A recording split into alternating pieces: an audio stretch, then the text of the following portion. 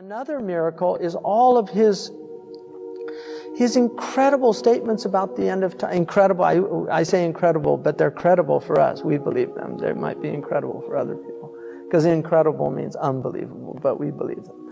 But I'm using it hyperbolically. So anyway, the Prophet ﷺ told us, who told the Prophet that the buildings in Mecca would reach the tips of the mountains? Like, who could have imagined that in the 7th century, to have skyscrapers that reached the tips of the mountains? Who told the Prophet ﷺ that the mountains of Mecca would have tunnels? إِذَا بُعِجَتْ كَضَائِمُ مَكَّةَ. I mean, it's in a hadith. When the mountains of Mecca, when the base is drilled open, bu'ijat means to like pierce, right? So who told the Prophet ﷺ that? Who told the Prophet ﷺ that women would wear spandex towards the latter days? Because they didn't understand that hadith, kasiyatun ariyat, dressed and undressed at the same time. We understand that, unfortunately, right? I mean, we understand that. But who would have understood that in the 7th century Arabia? Read the tafsir, they didn't understand it. They're like, how could you be dressed and naked at the same time? So they said things like, kasiyat fi dunya, ariyat fil akhirah. Everybody's ariyat fil akhirah on the Day of Judgment.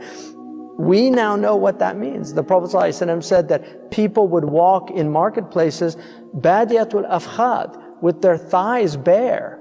Civilized people never do that. Primitive people don't create marketplaces. Primitive people barter. You know, they live they don't have marketplaces. That's the difference between civilized, one of the differences between civilized and, so he's talking about people in aswaq, in malls, walking with shorts on.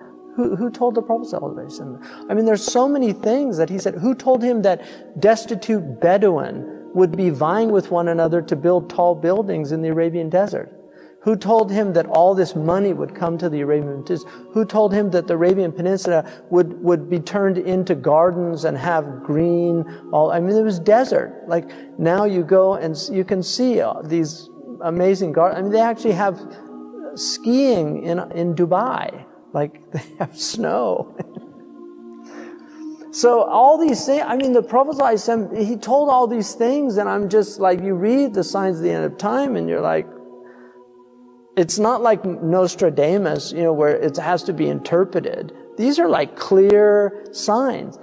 I mean, the Prophet ﷺ said that children, he said, al-mataru sayakunu qayda. Like, rain would be acidic. Qayd means to burn. Who told him about acid rain?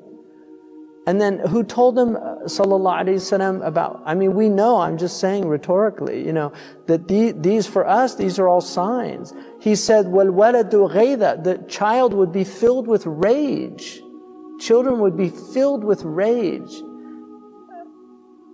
It's amazing.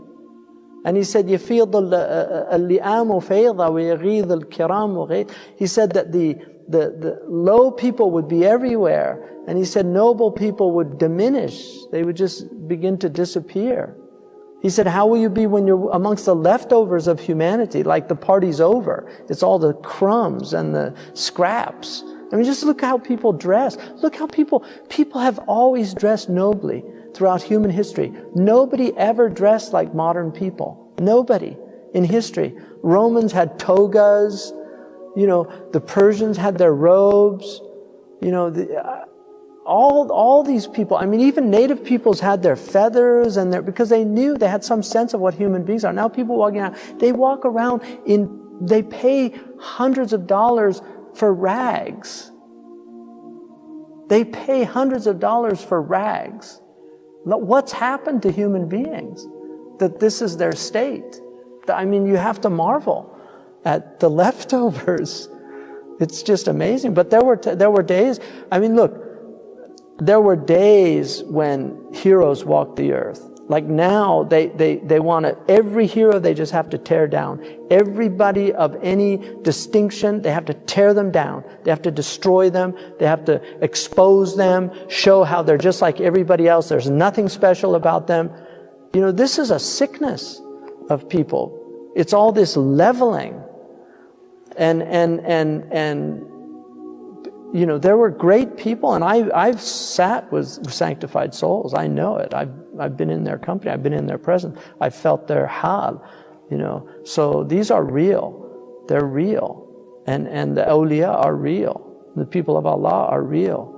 And the lovers of the Prophet ﷺ, they know what they have, and they know what they have in their hearts. And the people that don't have that, they don't know. But Abu Hanifa said, if kings knew what we had, they would send their armies to take it from us.